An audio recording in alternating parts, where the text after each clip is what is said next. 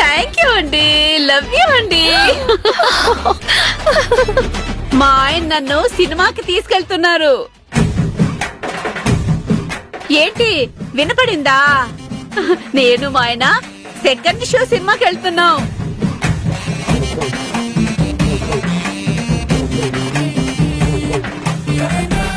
ఎవరికి చెప్తున్నావు బుజ్జమ్మా? ఎవరికి వినపడాలో వాళ్ళకి చెప్తున్నానులేండి. మీరు త్వరగా రెడీ అయ్యండి.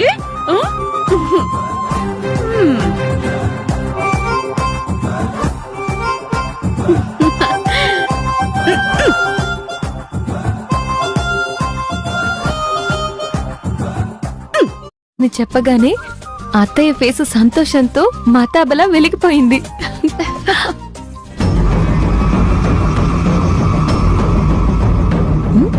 అక్క ఒకసారి అటు చూడు.